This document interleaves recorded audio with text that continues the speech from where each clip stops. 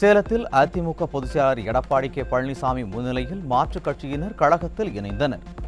காடையாம்பட்டி, அழகுசமுத்திரம் பகுதியைச் சேர்ந்த திமுக, பாஜக கட்சிகளைச் சேர்ந்தவர்கள் அதிமுகவில் இணைந்தனர்.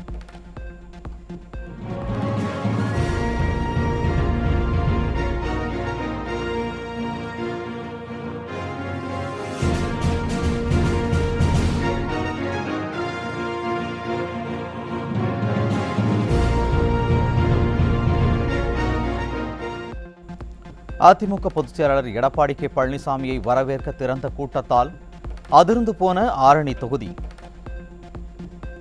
அம்மா சொன்னாரே, எங்க அம்மா சொன்னாரே, எங்க மக்களே, எங்க மக்களே, அன்பா எல்லாமே செய்யும் தாயா வந்தோமே, எங்க மக்களே, மக்களே, ஏழ வீட்டில புத்த மன்னவ எங்க இபிஎஸ் வாராரே, மக்களின் கஷ்டத்தை வாழ்ந்தே பார்த்தவர் கை கொடுக்க வாராரே. 4000 பேர் நடக்க முடியாத ரோட்ல 2000 போலீசாரை நிக்க வச்சு பண்றது பேரு ரோட் ஷோ இல்லைங்க, இதுதான் ரியல் ரோட் ஷோ என மக்கள் பேச்சு. வந்தது வக்கலி போடையா, மக்களை காக்குது வக்கலி போடம்மா, அடக்கி மிரட்டி தடுக்க வந்தாலும் காக்குது வக்கலி போடையா. நாடாளுமன்ற தேர்தலையொட்டி நாமக்கல் மற்றும் சேலம் தொகுதிகளில் அதிமுக பொதுச் செயலாளர் இன்று சூறாவளி பிரச்சாரம். அதிமுக வெற்றி வேட்பாளர்களை ஆதரித்து வாக்கு சேகரிக்கிறார். கோவை மாவட்டத்தின் அடிப்படை வசதிகளை மேம்படுத்த அதிமுக ஆட்சியில் கூடுதல் முக்கியத்துவம் கொடுக்கப்பட்டது. முன்னாள் அமைச்சர் SP வேலுமணி பெருமிதம். தாலுகா ஆபீஸ் கொண்டு வந்ததிலிருந்து 50 கிலோமீட்டர் இருந்து அத்திக்கடை திட்டம் தண்ணி குடிக்கிற கொண்டு கொடுத்துருக்கிறோம். இதுவரை எல்லாமே பண்ணது அதிமுக ஆட்சி, அம்மாவுடைய ஆட்சி, எடப்பாடியார் நாங்க இருக்கும்போது தான். இன்னைக்கு கோவை மாவட்டத்தை மாற்றி அமைச்சிருக்கிறோம். பாஜகவுக்கு 4% வாக்குகள் மட்டுமே உள்ளதால் நாடாளுமன்ற தேர்தலில் வெற்றி பெறப்போவதில்லை. வாக்குகளை வீணடிக்காமல் இரட்டை இலை சின்னத்திற்கு வாக்களிக்குமாறு முன்னாள் அமைச்சர் SP வேலுமணி பேச்சு. 5 வருஷமா ஜெயிச்சுட்டு வராத MP போல நம்ம கார்த்திகேயன் இருக்க மாட்டோம். அதுக்கு நான் கேரண்டி. அதே போல இங்க போட்டியில திமுக, அதே போல பாரதிய ஜனதா கட்சி நிக்கிறாங்க. பாரதிய ஜனதா கட்சி நம்ம களத்திலேயே இல்ல. அவங்க மொத்தம் ஒரு 3%, 4% ஓட்டு வாங்குவாங்க. நமக்கு திமுக போட்டி. யாராவது நீங்க வந்து பாரதிய ஜனதா கட்சி இங்க மத்தியில வேற மாநிலத்தில் இருக்கலாம், இங்கே அதிமுக திமுக தான் போட்டி. ஆகவே நீ முழுமையாக திமுக ஆட்சி 3 வருஷம் எதுவுமே செய்யல. ஏதாவது ஒரு திட்டம் கொண்டு இருக்காங்களா? தாரசுரத்துக்கு, இந்த கோவை மாநகருக்கு, நம்ம தொண்டாம் தொகுதிக்கு சரி, கோவை மாவட்டத்துக்கு எதுவுமே செய்யல. ஆகவே நீங்க ஒட்டுமொத்த மக்கள் திமுக இருக்கக்கூடாது நினைக்கிறாங்க. ஆகவே நீங்க சிந்தாமல் சிதறாமல் திமுக ஓட்டு போட போறதில்லை, பாரதிய கட்சிக்கு வர போறதில்லை. ஆகவே அதுக்கெல்லாம் வாக்களிக்காம இரட்டை இலைக்கு தான் வாக்களிக்கணும். அதிமுக ஆட்சியில் கொண்டுவரப்பட்ட திட்டங்களுக்கு விடியா திமுக ஸ்டிக்கர் ஒட்டி வருவதாக முன்னாள் அமைச்சர் தங்கமணி குற்றச்சாட்டு. தமிழகத்தில் சட்டவிரோதமாக கஞ்சா, லாட்டரி விற்பனை செய்யப்படுவதுதான் விடியா திமுகவின் 3 ஆண்டுகால ஆட்சியின் சாதனை என விமர்சனம். அதிமுக தலைவர்கள் குறித்து தகுதியற்ற முறையில் பேசும் அண்ணாமலைக்கு முன்னாள் அமைச்சர் செல்லூர் ராஜு கண்டனம். IPS படித்து பாஸ் செய்தாரா, பிட்டடித்து பாஸ் செய்தாரா எனவும் கேள்வி. தம்பி, நீ உண்மையிலே படிச்சு பாஸ் பண்ணியா, பிட்டடிச்சு பாஸ் பண்ணான்னு தெரியல. என்ன பேசுறேன்னே தெரியல, எதை பற்றி எப்படி பேசுனதில்ல. ஆனால் எடப்பாடியாரை பற்றி பேசுறான். அவரை நாடாளுமன்ற உறுப்பினராக, சட்டமன்ற உறுப்பினராக, எத்தனை சேர்மனாக இருந்தவர், எத்தனை பேர். நீ ஒரு பதவியில கவுன்சிலர் பதவி கூட நின்று ஜெயிச்சதில்லை. இந்தியாவை காப்பாற்றுவதாக கூறும் ஸ்டாலின் முதலில் தமிழக மக்களுக்கு கொடுத்த வாக்குறுதிகளை நிறைவேற்ற வேண்டும். விடியா திமுகவுக்கு தொலைநோக்கு பார்வையே கிடையாது என தேமுதிக பொதுச் செயலாளர் பிரேமலதா விஜயகாந்த் விமர்சனம். தமிழ்நாட்டில் எப்படி தாமரை மலரக்கூடாதோ அதேபோல் திமுக கூட்டணியும் வெற்றி பெறக்கூடாது. 2 கட்சிகளும் நாட்டிற்கும் வீட்டிற்கும் கேடு என அதிமுக கொள்கை பரப்பு இணைச் செயலாளர் விந்தியா கடும் விமர்சனம். நீலகிரி தொகுதி திமுக வேட்பாளர் ஆண்டிமுத்து ராசாவின் தேர்தல் செலவு விவரங்களை குறைத்து காட்ட வேண்டும். மாவட்ட தேர்தல் அலுவலரை மிரட்டுவதாக உதவி செலவின கணக்கீட்டாளர் தேர்தல் ஆணையத்தில் பரபரப்பு புகார்.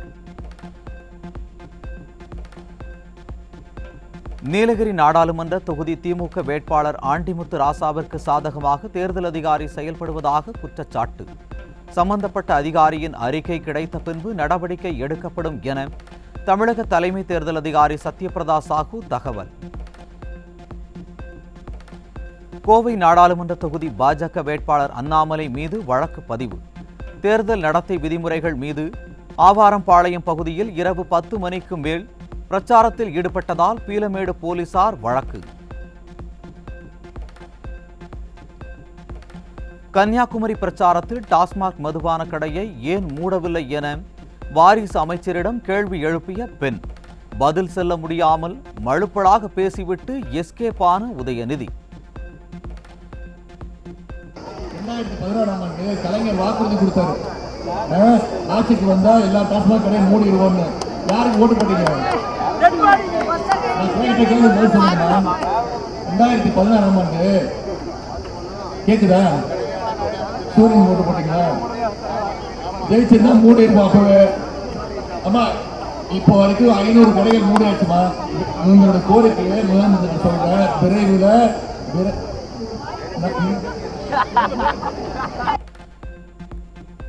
தேர்தல் பணிக்கு செல்லும் காவலர்களுக்கான தபால் வாக்குப்பதிவு தொடங்கியது.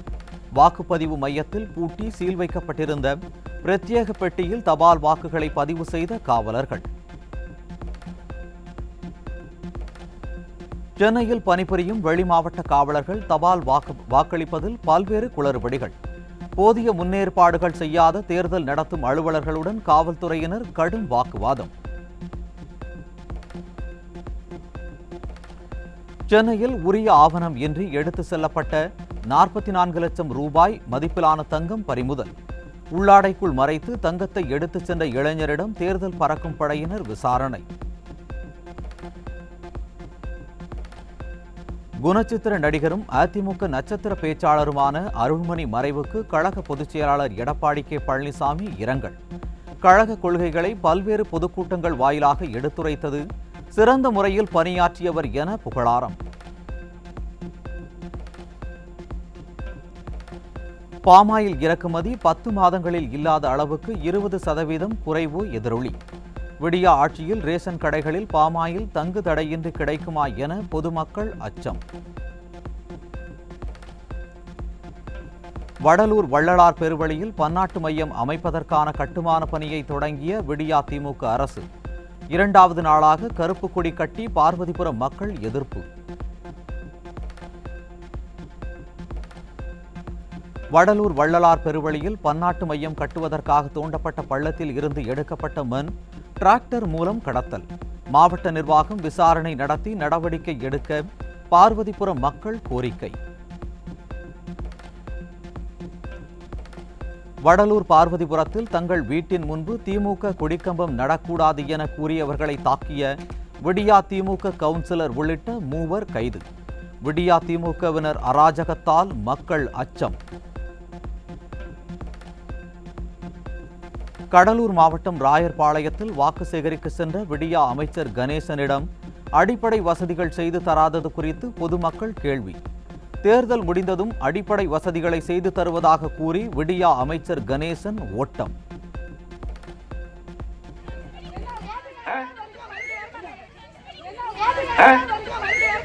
பாலம் கட்ட சொல்றீங்க, குடி தண்ணீரும் தேர்தல் முடிஞ்ச உடனே நான் சொந்த செலவுல போட்டு தர கொடுங்க, நான் பண்ணி தரமா? நீங்க ஃப்ரீ என கூறி ஊரை ஏமாற்றிய கருணாநிதி மகன் ஸ்டாலின் இந்த முறை வெற்றி பெற மாட்டார். உச்சகட்ட கோபத்தில் சாபம் விட்ட மூதாட்டி.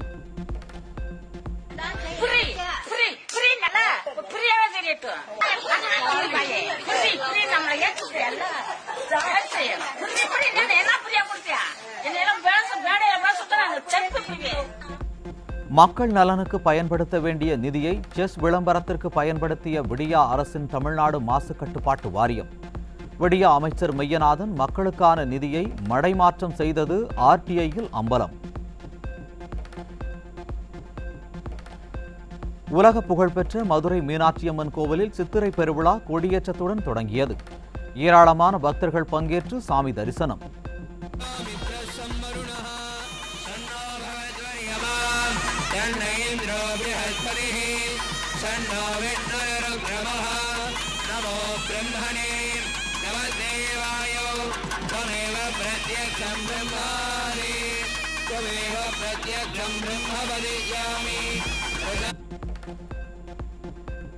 தஞ்சாவூர் மாவட்டம் பட்டுக்கோட்டை நாடியம்மன் கோவில் திருவிழாவை முன்னிட்டு வெகு விமர்சையாக நடைபெற்ற தேரோட்டம்.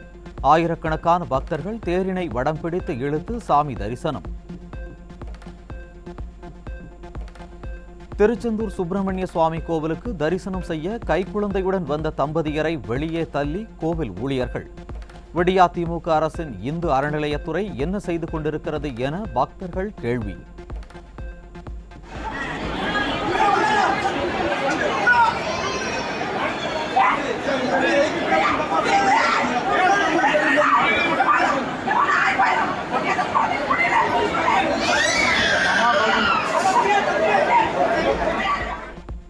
சென்னை ராயபுரத்தில் தேர்தல் பணியில் ஈடுபடும் ஊழியர்களுக்கு குப்பை வாகனத்தில் உணவு கொண்டு செல்லும் அவலம்.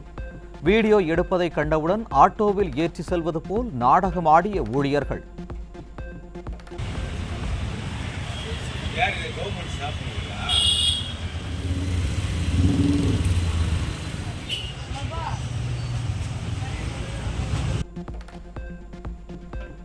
கோடை காலத்தில் மின் தேவை அதிகரிப்பால் கடந்த 4 மாதங்களில் தனியாரிடமிருந்து 4600 கோடி ரூபாய்க்கு மின்சாரத்தை வாங்கியுள்ளது டான்ஜெட்கோ.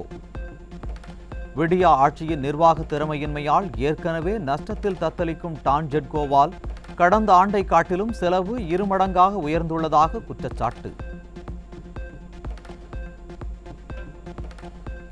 தமிழகத்தில் ஒரே நாளில் 7 கொலை சம்பவங்கள் அரங்கேறியதால் மக்கள் பீதி.